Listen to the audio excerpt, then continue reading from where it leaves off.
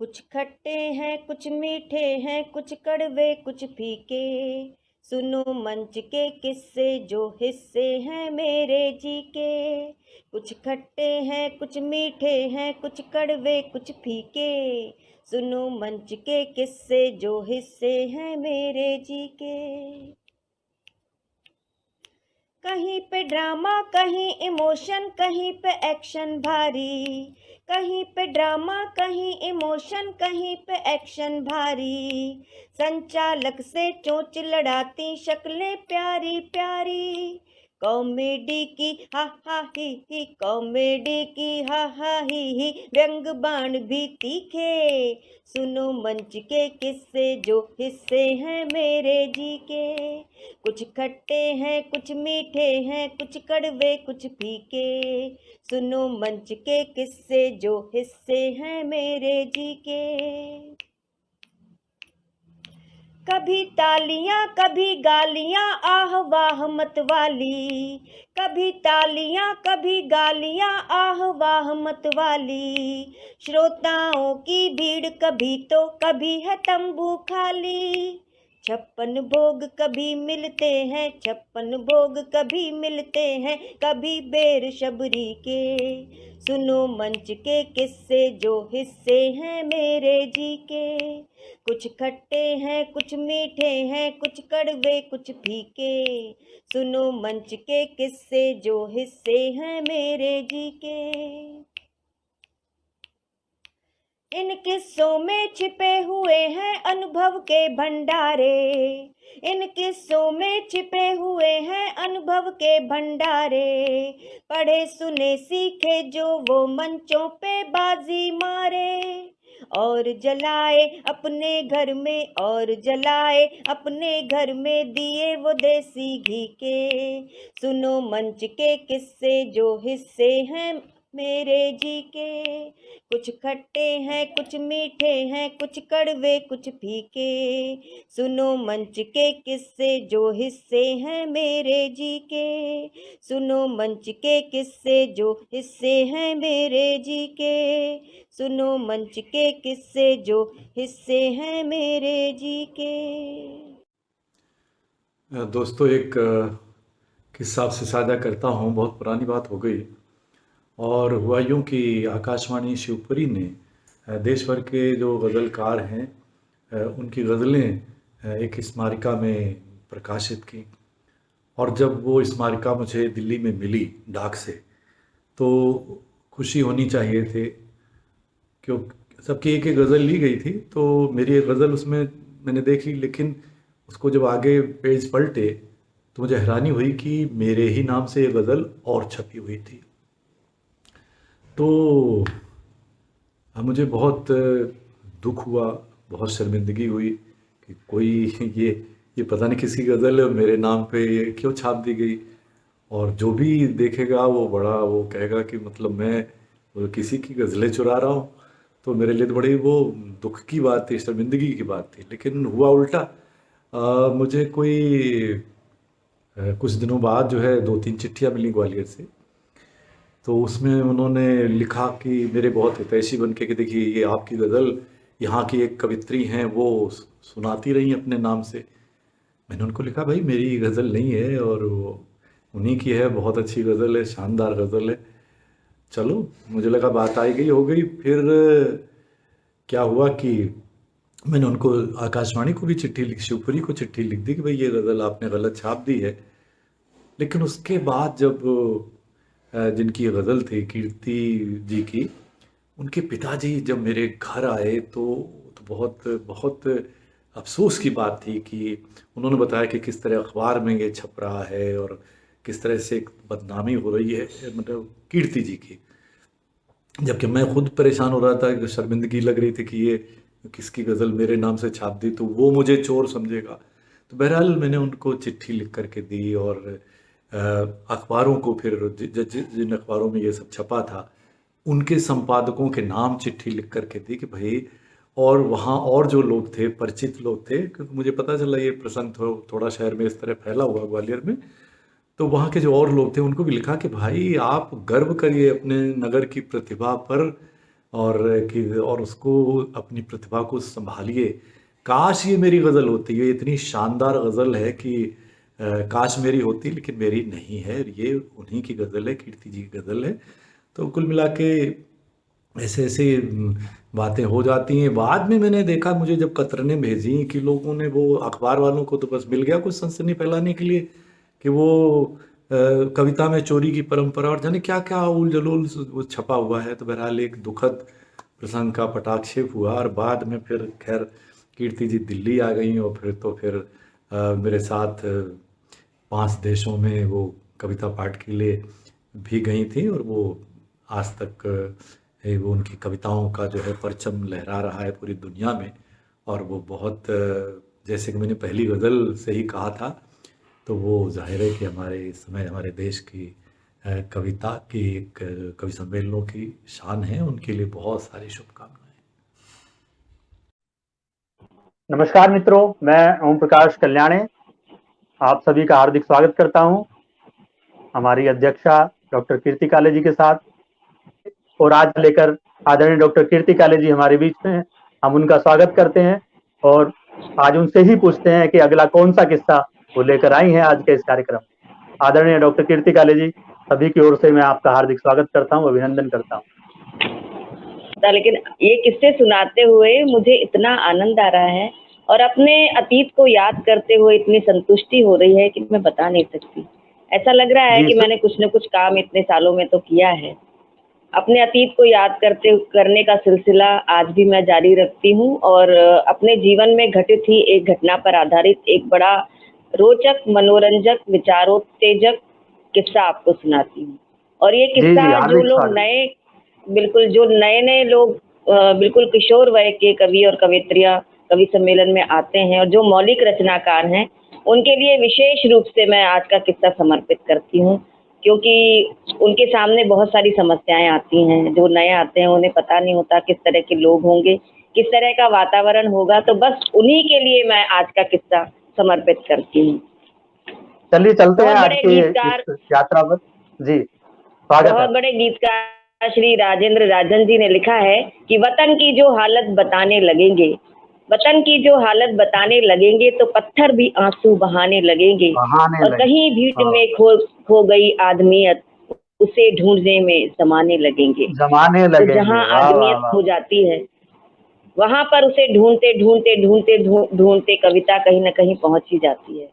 आज का किस्सा, जीवन में कुछ घटनाएं श्रोताओं ऐसी होती हैं जो जब घटित होती हैं तब तो हमें वो बड़ी नकारात्मक लगती हैं, बड़ा हमें कष्ट देती हैं, लेकिन भविष्य में वही हमारे बड़ी ऊपर चढ़ने की सीढ़ी के रूप में बनती हैं।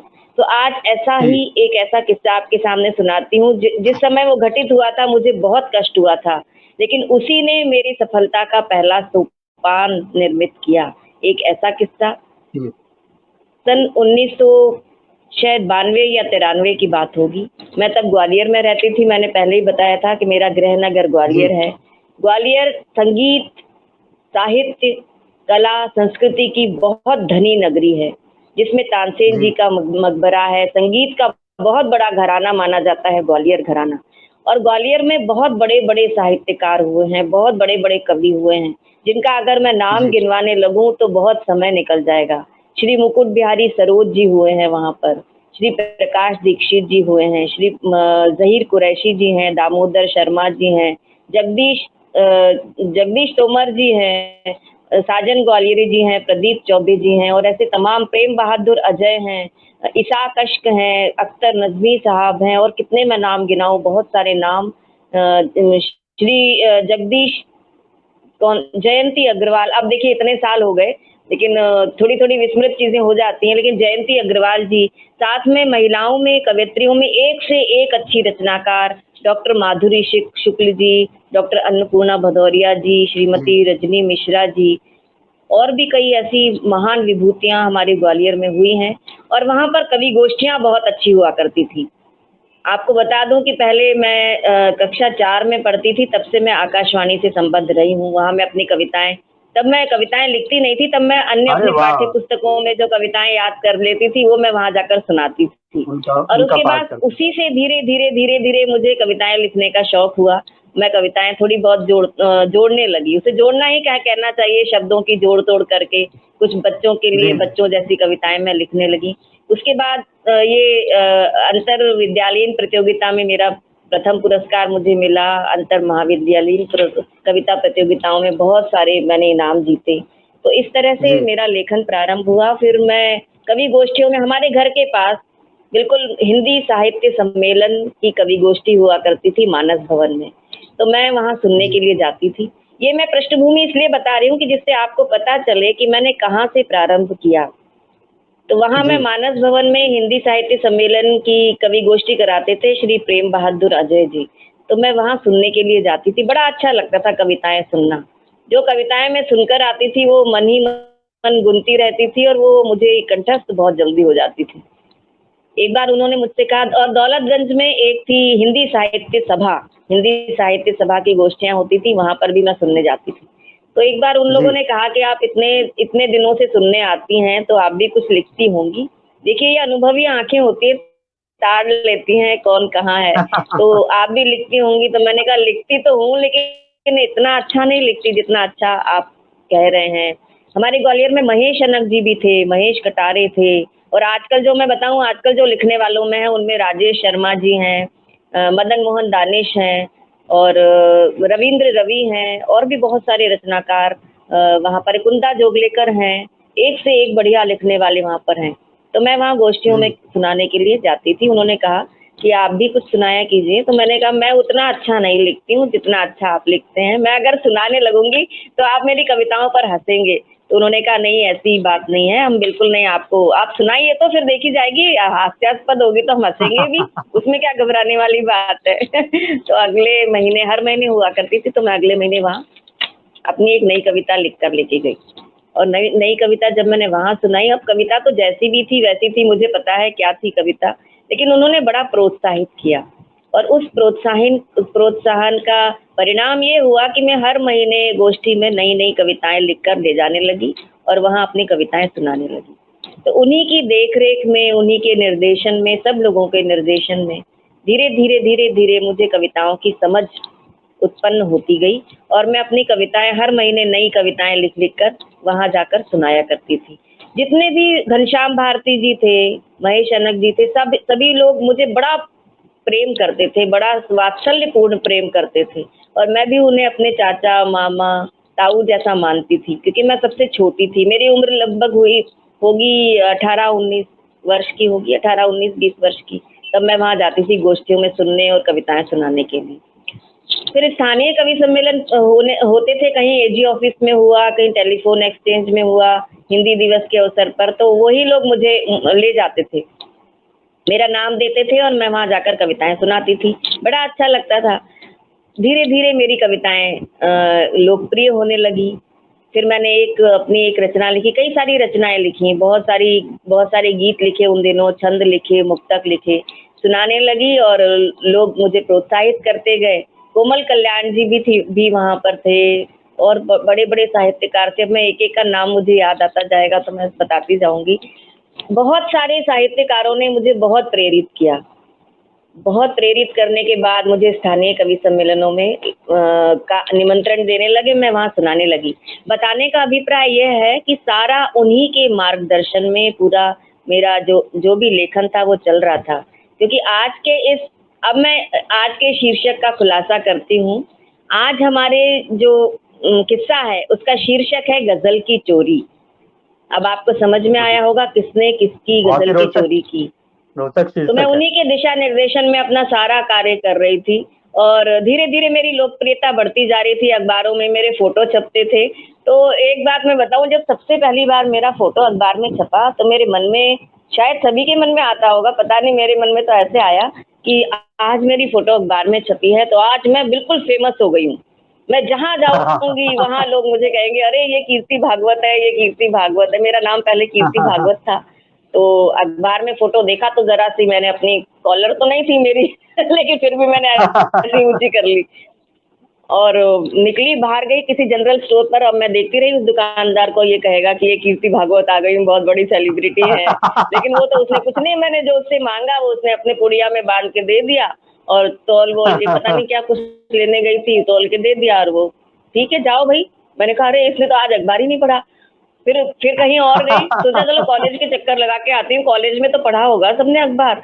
कॉलेज गई तो कॉलेज में देखा तो किसी के ऊपर कोई प्रतिक्रिया नहीं। मैंने कहा अरे यहाँ के लोगों ने भी अखबार नहीं पढ़ा। जब मैं घूम घाम के 4-5 जगह जाकर आ गई और किसी ने कोई प्रतिक्रिया नहीं की, तब मुझे लगा कि अरे भाई मैं कोई फेमस नहीं हुई हूँ और अखबार में छपने से कुछ नहीं होता। लेकिन मेरी पंक्तियां छपती थी, कभी कभी किसी कवि सम्मेलन का फोटो भी छप जाया करता था, तो अच्छा लगता था। और मेरे पिताजी, मेरे घर के लोग बहुत मुझे प्रोत्साहित करते थे।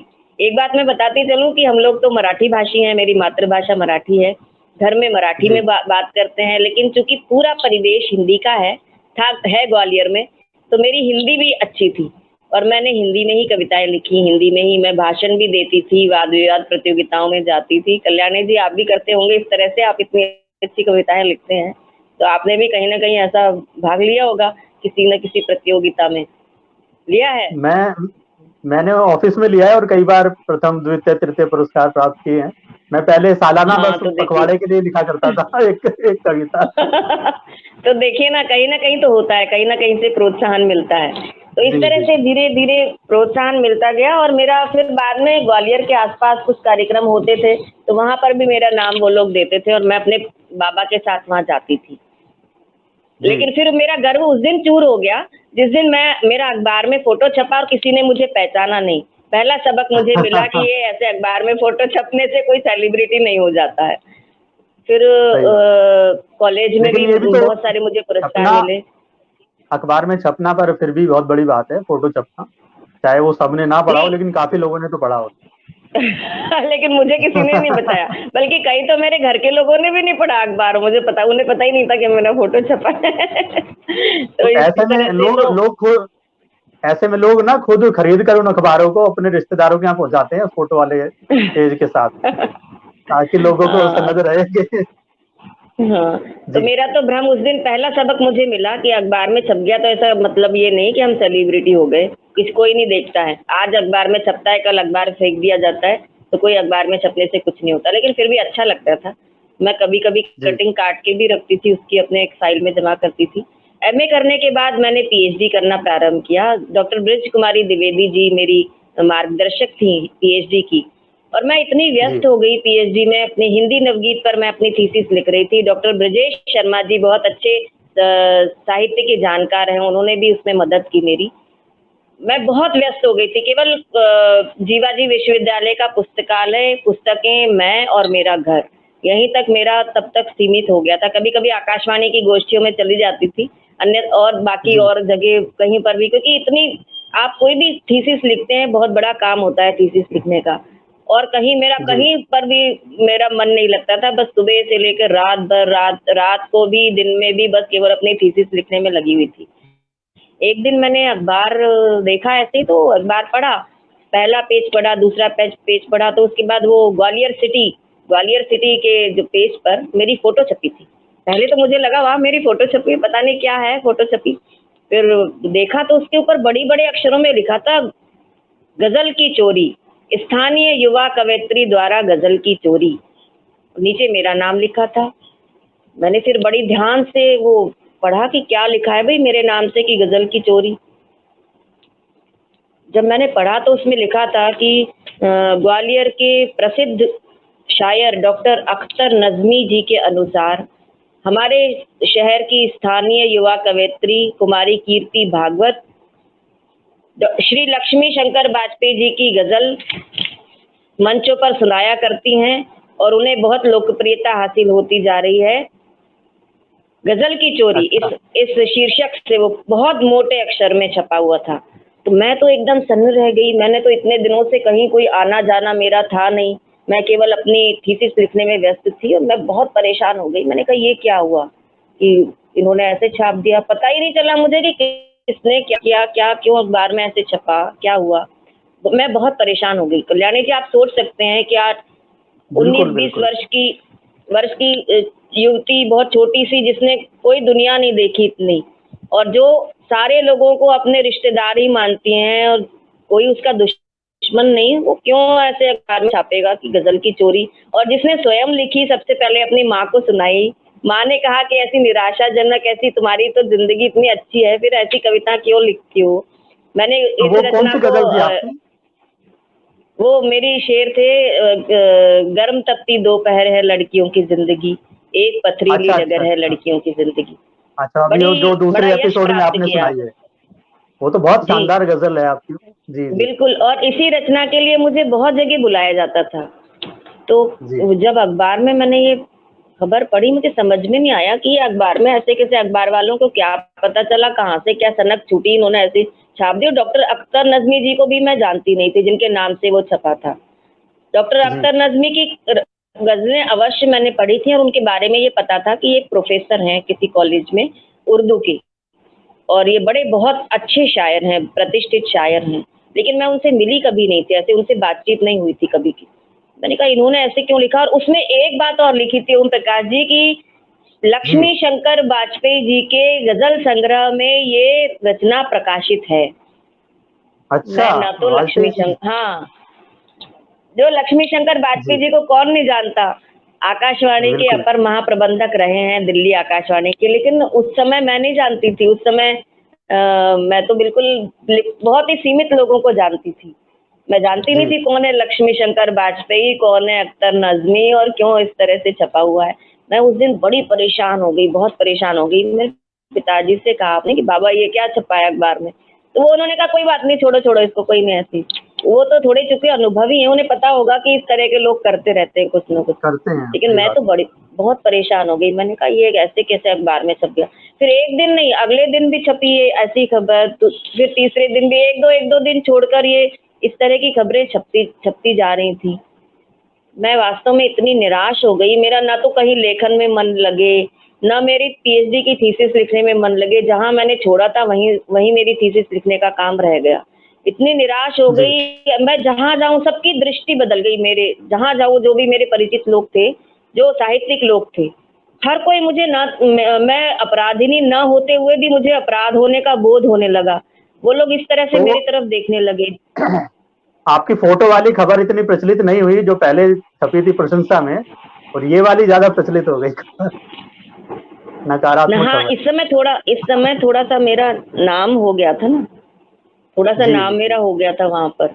और चूंकि हर कोई, जी। हाँ, नकारात्मक खबर तो हर कोई पढ़ता है, और पड़ता है, चस्के सही ले बात। लेकर पढ़ता है कि भाई, और लोगों और को बताता चार भी है, लोगों 10 को भी बातें बताता जोड़कर है, बताता है। हाँ। हाँ, 10 बिल्कुल लोगों बिल्कुल। को और ज्यादा नमक मिर्च लगाकर बताता है। लगा के तो मैं बताता जहाँ जाऊं वहाँ साहित्यिक क्षेत्र में हर कोई मुझे शंका की दृष्टि से देखे।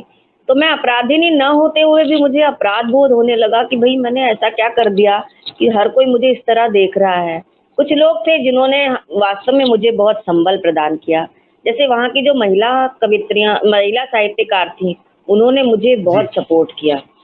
सबसे अधिक सपोर्ट मुझे किया, उनका नाम मैं लेना चाहती हूँ, जो अब स्वर्गीय हो चुकी हैं, डॉक्टर माधुरी शुक्ला जी।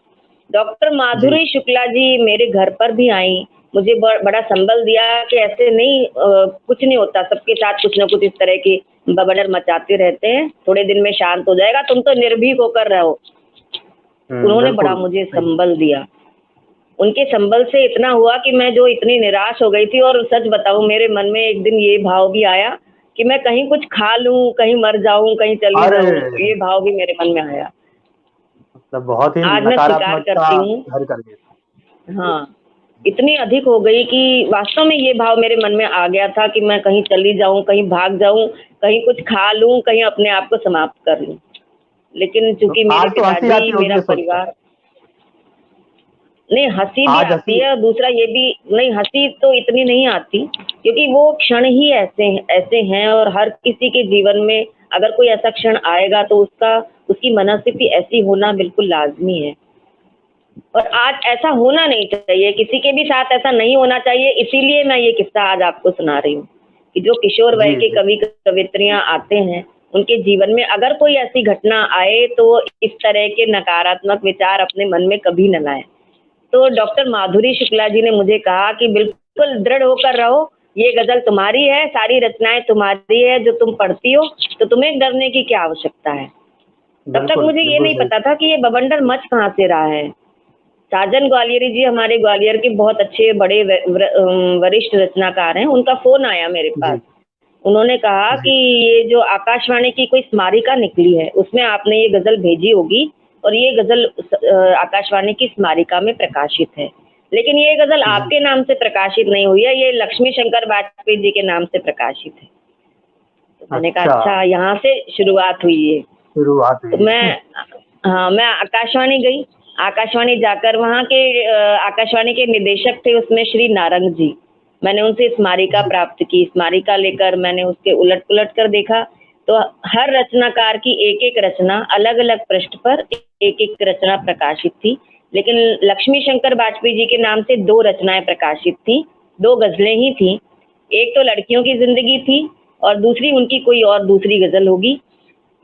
तो जी हर कोई एक बार में देखने से उसे पता चल जाएगा कि जब सब सारे रचनाकारों की एक-एक रचना है और लक्ष्मी शंकर वाजपेयी जी के नाम से 2 रचनाएँ और 2 अलग-अलग पृष्ठ पर प्रकाशित हैं, तो ये प्रिंटिंग मिस्टेक हो सकता है। हर कोई जी समझेगा, जी जो भी कोई सकारात्मक व्यक्ति होगा वो तो पहली बार में यही समझेगा कि ये प्रिंटिंग मिस्टेक होगी। लेकिन उन्हें तो बवंडर करना था भई मेरे नाम से, तो उन्होंने जी ऐसा-ऐसा जी अखबार में निकलवा दिया। और वो सारा निकलवाने के बाद मैं इतनी परेशान हो गई, लेकिन मैं एक बार तो मुझे पता चल गया कि ये स्मारिका में छपने के बाद ऐसा हुआ है। अब मैं कहाँ से पता करूँ कौन है अख्तर नज़मी, कौन है लक्ष्मी शंकर वाजपेयी, मुझे बताएगा कौन? अख्तर नज़मी तो हमारे ग्वालियर के ही थे, तो अख्तर नज़मी नहीं साहब के जी, आकाशवाणी ने जी बोलिए। स्मारिका निकालने में जो त्रुटि की, तो आपने उनको कहा नहीं कि वो एक कोरिजेंडम या इस तरह का कुछ निकाल दें, शुद्धि पत्र अ, स्पेलिंग में? नहीं, मैंने आकाशवाणी वालों से कहा तो बोले कि हमारी अगली स्मारिका जब निकलेगी उसमें हम छाप देंगे। उसमें, हाँ, उसमें आता है, सही, हाँ सही कहा। हाँ, उसमें हम छाप अलग से देंगे तो निकालने अगली का कोई, अगली हाँ, अलग स्मारिका से तो अगले निकालने साल का, आएगी उनकी। हाँ सही बात है। तब तक तो हर नुकसान साल हो एक जाएगा। स्मारिका हर साल एक स्मारिका निकलती है, तो अगले साल वो स्मारिका निकलेगी तो हो सकता है उसमें उन्होंने निकाल दिया हो, कैसी त्रुटियों के लिए खेद है, उससे क्या जी होता जी। है। और मैं तो कोने में उस छोटा समय सा एक इतनी लाइन डाल। हाँ, तो उस समय मैं वास्तव में इतनी घबरा गई थी, इतनी क्षुब्ध हो गई थी कि मुझे किसी से बोलने में भी बड़ा असर लगता था कि मैं क्या बोलूँ? जी फिर मैं जी। लेके आई उस स्मारिका को अपने घर में लेके आई, तो फिर मुझे इतना परेशान देखकर मेरे बाबा ने मुझसे कहा कि कोई बात नहीं, मैं दिल्ली जाके आता हूँ। दिल्ली रहते हैं ना लक्ष्मी शंकर वाजपेयी जी? मैंने कहा हाँ, ऐसे ही बताया गया है कि दिल्ली रहते हैं। ज़हीर कुरैशी जी ने उनका पता, फ़ोन नंबर मेरे बाबा को दिया। ज़हीर जी कुरैशी जी के वो मित्र थे और लक्ष्मी शंकर वाजपेयी जी ग्वालियर आकाशवाणी में भी रह चुके थे। उनकी पहली पोस्टिंग ग्वालियर में थी। लेकिन मैं जी। परिचित नहीं थी उनसे, क्योंकि मैं बहुत कम किसी से मिलती-जुलती थी, बोलती भी नहीं थी किसी से। आकाशवाणी में गई, अपनी रिकॉर्डिंग कराई और वापस आ जाती थी। किसी से जी मेरी कोई बहुत अधिक जान-पहचान और ऐसी कुछ था नहीं। आकाशवाणी में जाकर युवावाणी में अपनी कविताएँ रिकॉर्ड कराई, किसी से बोलचाल नहीं करती थी, बस अपनी रिकॉर्ड कराई, वापस आ गई। और वो शायद ₹75 का वो चेक मिलता था। ₹75 का। तो वो आप तो हमारे घर वाजपेयी जी पे से आ भी जाता। सीनियर, आप तो वाजपेयी जी से भी सीनियर हो गई आकाशवाणी में, इसका मतलब। तो इतने छोटी वयस से जा रही। अ, हाँ, आकाशवाणी में तो वाजपेयी जी तो खैर आकाशवाणी में जॉब करते थे।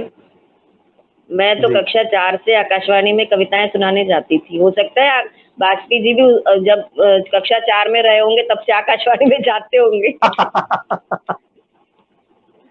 तो जी इस जी। तरह से ये सारा कुछ घटनाक्रम चल रहा था और मैं इतनी परेशान हो गई, तो मेरी परेशानी को देखकर मेरे बाबा ने कहा कि मैं दिल्ली जाकर आता हूँ, घबराओ मत। उनका इतना सपोर्ट रहा मुझे, इतना सपोर्ट रहा कि अगर उनका सपोर्ट नहीं होता तो पता नहीं मैं आज आपके सामने बैठकर कुछ बोल भी पाती या नहीं बोल पाती। इतनी हतोत्साहित हो गई थी। तो उन्होंने पता जी किया, ज़हीर कुरैशी जी ने बताया उन्हें। ज़हीर कुरैशी जी हमारे ग्वालियर के बहुत अच्छे गज़लकार, बहुत अच्छे व्यक्ति, अभी कुछ दिन पहले ही कोरोना से उनका देहावसान हुआ है।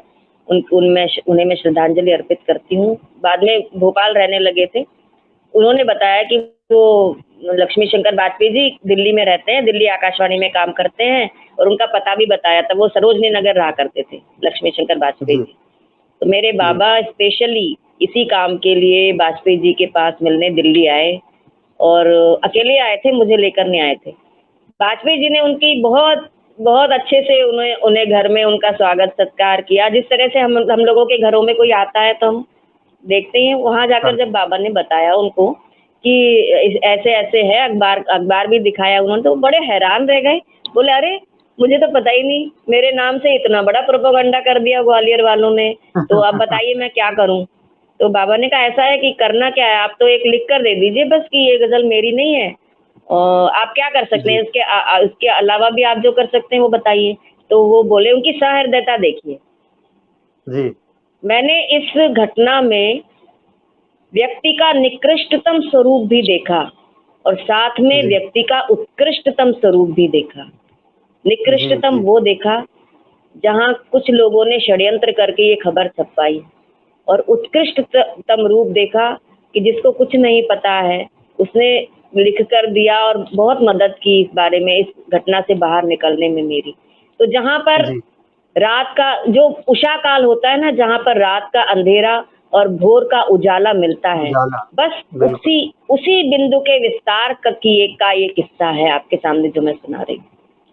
तो ये जी जब लक्ष्मी शंकर वाजपेयी जी ने बाकायदा लिख कर दिया मेरे पिताजी को कि आकाशवाणी की इस स्मारिका में जो गजल लड़कियों की जिंदगी, गर्म तपती दोपहर है लड़कियों की जिंदगी, एक पथरीली डगर है लड़कियों की जिंदगी, जो ये प्रकाशित है वो मेरे लेखनी के द्वारा लिखी हुई नहीं है, और काश मैं इतनी अच्छी गजल अपनी लेखनी हाँ से लिख पाता। हाँ क्या ये भी बात। उन्होंने लिखा कि इतनी अच्छी गजल लिखी है जो मैं अपनी लेखनी से नहीं लिख पाया, इसका मुझे अफसोस है, और ये गजल मेरी नहीं है, और अगर कहीं आकाशवाणी की त्रुटि हुई हो तो उसे सुधार लिया जाए।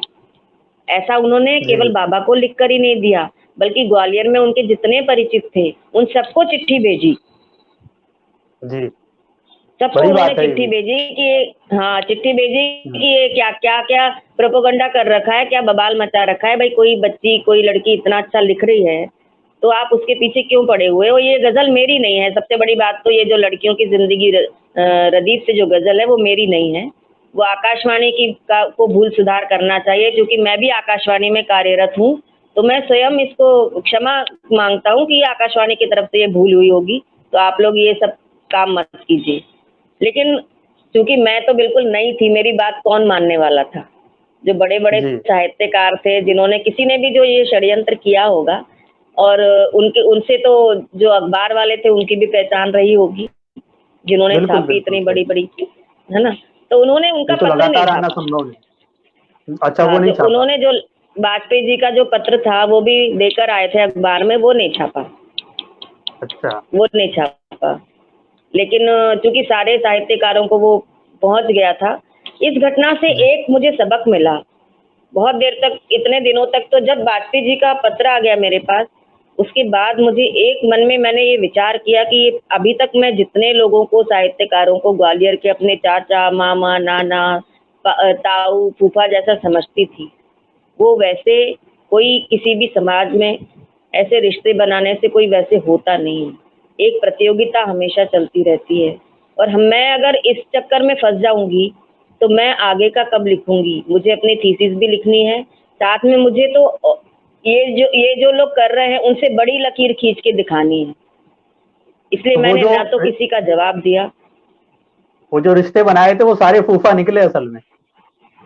मैंने ना तो किसी का जवाब दिया, ना किसी का विरोध किया, ना किसी को जी किसी उग्र तेवर में मैंने कुछ कहा। मैं शांति रही। मैंने कहा इनको जितना करना है उतना करने दो। लेकिन एक बात, एक सबक मुझे मिला कि जीवन में जितनी भी कठिनाइयां आती हैं, जितनी परेशानियां आती हैं, जितने अवरोध आते हैं, वो आपकी अग्नि परीक्षा होते हैं, और वही अग्नि बिल्कुल परीक्षा बिल्कुल में अगर तब कर आप निकलते हैं, तब आपकी प्रतिभा का सोना कुंदन बन जाता है। तो एक तरह का बिल्कुल जीवन बिल्कुल का बहुत बड़ा सबक मुझे इस घटना से मिला, और यहीं तक नहीं रुका इसके आगे भी बहुत बड़ा कांड हुआ, तो जी कांड भी बताती हूँ। हमारे सुनाइए। ग्वालियर के कुछ छुट भैये कवि थे जो हमेशा मंच की जुगाड़ में रहते थे। कविता वविता उन्होंने कोई जी मतलब नहीं था, केवल मंच की जुगाड़ में रहते थे। तो मंच की जुगाड़ में रहने वाले ऐसे कवियों ने एक भंडाफोड़ समिति बनाई। भंडाफोड़ समिति हाँ, वाह वाह, एक नाम इतना भंडाफोड़ आकर्षक है। समिति बनाई। हाँ, भंडाफोड़ समिति बनाई, और उस भंडाफोड़ समिति में के सदस्य ये तय करने वाले थे, वहां इकट्ठा होकर फूलबाग मैदान में वो उन्होंने अपनी बैठक रखी, और उसमें ये तय करने वाले थे कि ये गजल इनकी है या किसी और की है। यानी मुझे एक अपराधी की तरह से वहाँ बुलाया, निमंत्रण दिया गया कि आप आइए इस भंडाफोड़ समिति में, और पता नहीं कौन कौन उसके निर्णायक बने हुए थे और वो समिति में वो बनाने वाले थे, करने वाले थे। अब मैंने कहा मैं क्यों जाऊं, ये कौन होते हैं मुझे किसी का निर्णय करने वाले। मैं तो उस भंडाफोड़ समिति में गई नहीं, उनकी बैठक में, और मैंने उसी दिन से सोच लिया कि मुझे अपनी तरह से चलना है, अपना काम कई गुना अच्छा करके दिखाना है, अपनी लेखन क्षमता बढ़ानी है, अपनी प्रस्तुति बढ़ानी है, और सब कुछ अपना इनकी लकीर से बड़ी लकीर खींच के मुझे दिखानी है। और अगर मैं उस क्षण में ऐसा नहीं सोचती, निराश हो जाती, मेरा परिवार मेरा साथ नहीं देता, और लक्ष्मी शंकर वाजपेयी जी जो मेरे लिए नितांत अपरिचित थे, वो अगर ऐसा लिखकर नहीं देते तो मेरी प्रतिभा वहीं दब जाती, मैं वहीं निराश हो जाती। उसके बाद मैंने एक गीत लिखा, वो भी मैं आपको सुनाना चाहूंगी इस पूरे क्रम के बाद। कई सारी पंक्तियां लिखी थी मैंने उसके बाद जब निराश हो गई थी, लेकिन वो एक गीत मुझे बहुत याद आता है। और जितने भी नए रचनाकार, मौलिक रचनाकार, इसको अंडरलाइन करके सुनिए, जितने मौलिक रचनाकार, क्योंकि जो अमौलिक रचनाकार हैं उनका तो जो मोराल होता है ना वो सबसे हाई होता है। किसी के भाव चुराना, किसी की पंक्तियां चुराना, किसी का पूरी रचना चुराकर अपने बनाकर छाप देना, लिख देना, उसके लिए तो बहुत बड़ा मतलब आत्मविश्वास चाहिए। आत्मविश्वास भी मैं क्या कहूँ, दुस्साहस चाहिए, साहस नहीं दुस्साहस चाहिए। तो वो दुस्साहस उन लोगों में बहुत अधिक होता है। लेकिन जो मौलिक रचनाकार होते हैं वो बड़े संवेदनशील होते हैं। उनमें अगर उनकी संवेदना को थोड़ी सी भी ठेस पहुंचती है तो वो उसी ही स्ट्रीम तक पहुंच सकते हैं जिस स्ट्रीम तक मैं पहुंची थी, कि मैं अपने आप को समाप्त कर लूं, कहीं भाग जाऊं, या कुछ खा लूं, कुछ क्या कर लूं, मैं कहीं धरती में समा जाऊं, क्या कर लूं मैं उस समय, जिस क्षण मुझे ऐसा लगा था, ऐसा ही लगा था। तो बिल्कुल यही बात आ जाती है मन में, लेकिन ऐसी बातें मन में नहीं आ भी जाएं वो बड़ी स्वाभाविक है। अगर ऐसी बातें मन में आ भी जाएं तो उनके जितनी भी प्रतिभाएं हैं, उनके परिवारजनों से मेरा हाथ जोड़कर निवेदन है कि उनका साथ दें। ऐसे समय में कोई भी बच्चा किसी भी क्षेत्र में हो, उसके क्षेत्र में कहीं ना कहीं कोई ऐसी रुकावट हमेशा आती है, तो परिवार के लोग उसका साथ दें। उसके अच्छे में जब हम साथ देते हैं तो उसके बुरे समय में भी हमें उसका संबल बनते हुए उसका साथ देना चाहिए, उसका ढाढ़स बंधाना चाहिए, और ये बताना चाहिए, बच्चे को ये लगना चाहिए कि अच्छा हो या बुरा हो, अगर तुमसे गलती भी हो गई हो, किसी भी क्षण हम ये सोच लें अगर आपसे गलती भी हो गई है तब भी हम आपके साथ हैं, पूरी दुनिया आपके खिलाफ हो जाए तब भी हम आपके साथ हैं। तो अगर ऐसा ढाढ़स बच्चे को बंधाया जाएगा तो वो देखिए कहाँ से कहाँ पहुंचता है। बिल्कुल। तो ये सारा क्रम जब शांत हो गया और मैं भी शांत हो गई और मैं अपने लेखन कार्य में जुट गई, और उसके बाद इतनी अच्छी अच्छी रचनाएं मेरी लेखनी से निकली हैं मैं बता नहीं सकती।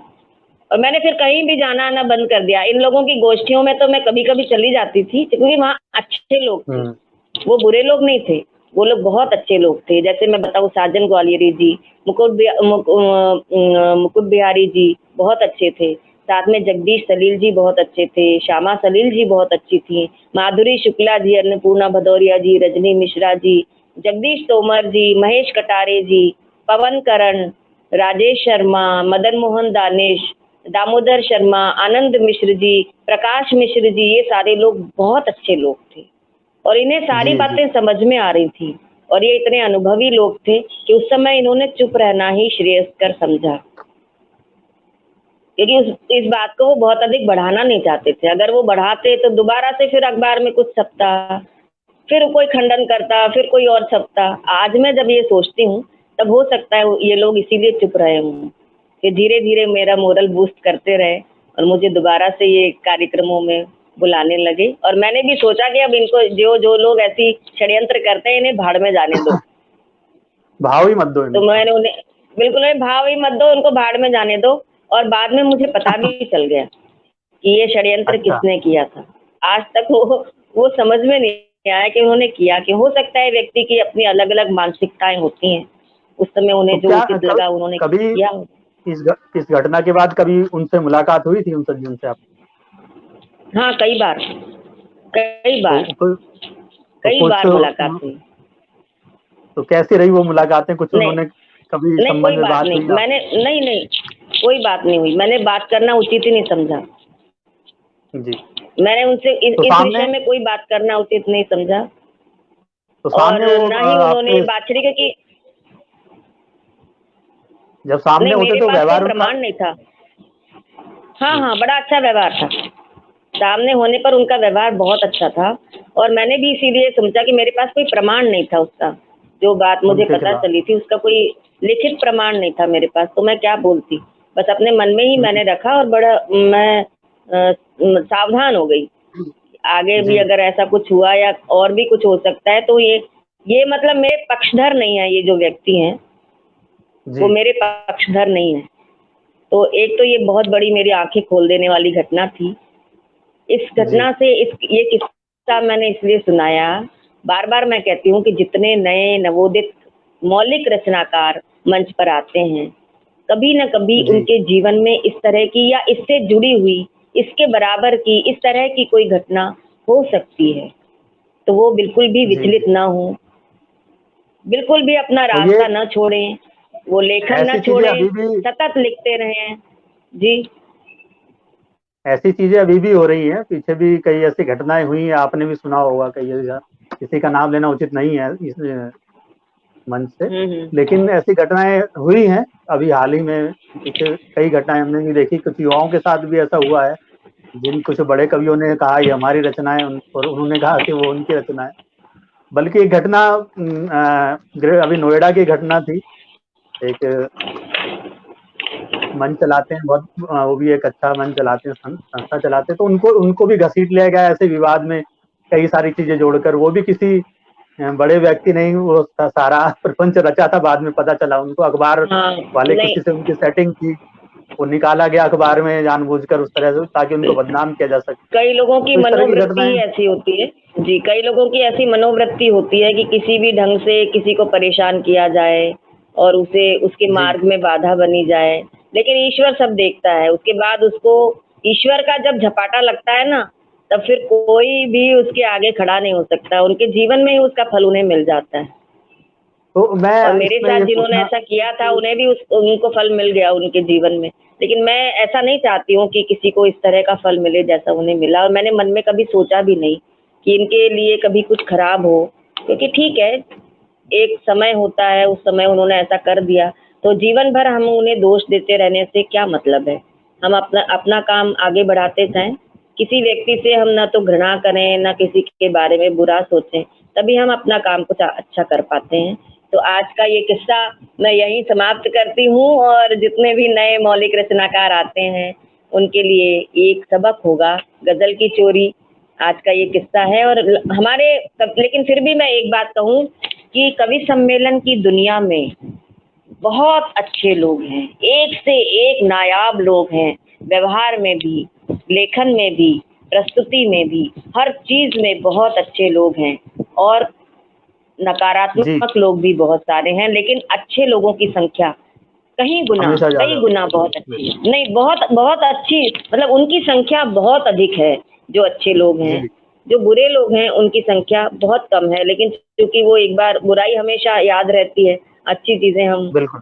भूल जाते हैं। इसलिए ये एक चीज जो मेरे साथ बुरी हुई वो मुझे याद रही। लेकिन ये इसलिए भी याद रही कि एक सबक मुझे मिला। उस समय मैं बहुत जी टूट जी गई थी, लेकिन उसी टूटन से मुझे दृढ़ता मिली, जो मैं आज तक इतनी दृढ़ता पूर्वक अपनी बात कह पाती हूँ। संभवतः अगर ये घटना मेरे साथ नहीं होती तो मैं इतनी दृढ़ नहीं हो पाती अपने जीवन में। तो इतने मैं जी, बोलिए। इस संबंध में एक प्रश्न मेरे मस्तिष्क में आ रहा है कि आपने अपने गुस्से को कैसे नियंत्रित किया, और दूसरा, खुद को बाद में कैसे पुनः मोटिवेट कैसे किया अपने आप को? गुस्से को नियंत्रित मैंने ऐसे किया कि एक तो मेरा परिवार मेरे साथ में था। मेरे जी बाबा ने, मेरी माँ ने जो मुझे समझाया, ढाढ़स बंधाया, तो उससे मेरा गुस्सा भी, क्षोभ भी, दुख भी, जो भी उस समय के भाव थे वो थोड़े शांत हुए। और उन्होंने मुझे यही कहा कि तुम इस चक्कर में मत पड़ो, तुम तो अपना जो कर रही हो वो करती रहो, अपनी थीसिस लिखो, नहीं तो ये रह जाएगा बीच में काम। तुम्हें जो डॉक्टरेट मिलने वाली है, जो इतना बड़ा काम है, वो तुम्हारी बीच में रह जाएगी, इसीलिए शायद लोग ऐसा कर रहे होंगे, तो इस तरफ ध्यान मत दो। तो नियंत्रण मेरा ऐसे ही हुआ, इसीलिए मैंने बताया ना कि किसी बच्चे के साथ अगर ऐसा होता है, परिवार का जो सहारा होता है, उसका सपोर्ट होता है, वो बहुत काम का होता है। तो अपने बच्चे बिल्कुल के लिए हमेशा अपने मन में उसका सहारा बने, उसे सपोर्ट करें, उसे ढाढ़स बंधाए ऐसे नाजुक क्षणों में। बिल्कुल बिल्कुल सही कहा आपने। और जो लक्ष्य, और मैं आज इस किस्से के माध्यम से आदरणीय लक्ष्मी शंकर वाजपेयी जी को भी प्रणाम करती हूँ कि उन्होंने अपनी सद्वृत्ति के द्वारा जिस तरह से सब लोगों को पत्र लिखे और जी जी जी जितना भी हो सकता था उन्होंने इस मामले को शांत करने का प्रयास किया। तो ऐसे अच्छे लोग हमारी दुनिया में बहुत सारे हैं, बहुत सारे लोग जी ऐसे जी अच्छे हैं। तो ऐसे अच्छे लोगों का साथ लीजिए और नकारात्मक प्रवृत्ति आपसे अपने आप स्वतः दूर होती चली जाएगी, और एक ना एक दिन आपका वो मुकाम बनेगा कि जिन्होंने वो भंडाफोड़ समिति बनाई थी वो ऐसे ऊंचे करके देखते रह जाएंगे, लेकिन आप उनकी पकड़ में नहीं आएंगे, उनकी दृष्टि से कहीं दूर चले जाएंगे और वो केवल देखते रहेंगे कि ये देखिए कितने ऊपर पहुंच गई हैं। बिल्कुल। वैसे भी जब इस तरह की चीजें आपके साथ होने लगे तो आप समझ लीजिए आप सही ट्रैक पर हैं और आप प्रोग्रेस कर रहे हैं, तभी ऐसी घटनाएं होती हैं कि ईर्ष्या वाला स्टेज बाद में ही आती है। शुरू में तो आपको इग्नोर करते हैं लोग, उसके बाद ईर्ष्या हाँ करते हैं, तो ईर्ष्यावश ऐसी घटनाएं भी होती हैं। तो ये तो मतलब उस पूरी प्रक्रिया का एक अंग है मुझे लगता है। आपकी जो वो गजल थी उसको इन्होंने चरितार्थ कर दिया, जैसे वो जो एक पथरीली डगर है लड़कियों की जिंदगी, तो थोड़ा डगर को और पथरीली किया उन्होंने। आप हाँ, और पथरीली बना दिया कि हर घड़ी हर और पल सताए पथरीली पत्थरों का डर, जिसे वो चमकता हाँ, कांच घर है लड़कियों की जिंदगी। तो लड़कियों इसी की तरह जो जिंदगी। जो मन से जो बातें निकली थी वो इसी तरह की हुई।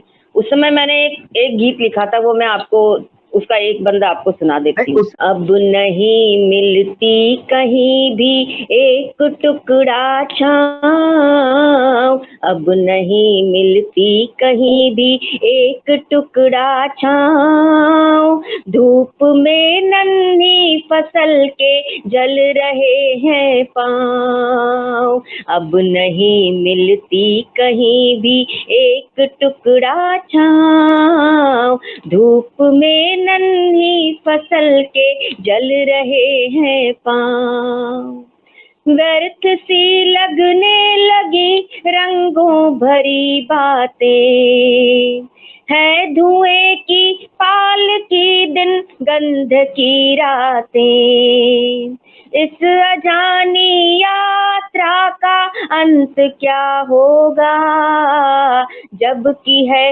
प्रारंभ की ही ये करामातें, जल रहा है बाग सारा और ये पगली, जल रहा है बाग सारा और ये पगली, एक चिड़िया ढूंढती है खुशबू का ठाव, वाह अब वाह वाह नहीं वाह। मिलती कहीं भी एक टुकड़ा छाँव, धूप में नन्ही फसल के जल रहे हैं पाँव, कोपलों की आँख में है वृक्ष के सपने, वाह वाह वाह वाह। कोपलों की आँख में है वृक्ष के सपने, आरियां ताने हुए वो हाथ भी अपने, वाह वाह वाह क्या वाह वाह वाह। करे किसकी शिकायत किस अदालत में,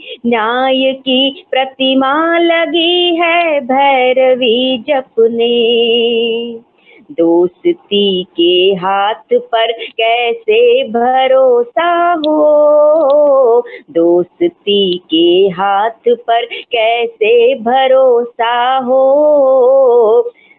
हर कहीं पर चील गिद्धों के लगे हैं दांव, वाह वाह वाह अब वाह वाह। नहीं मिलती कहीं भी एक टुकड़ा छाँव, धूप में नन्ही फसल के जल रहे हैं पाँव, बहुत और बढ़िया। फूलदानों में सजे जो खुरदुरे कांटे, फूलदानों में सजे जो खुरदुरे कांटे, सभ्यता के गाल पर हैं सैकड़ों चांटे।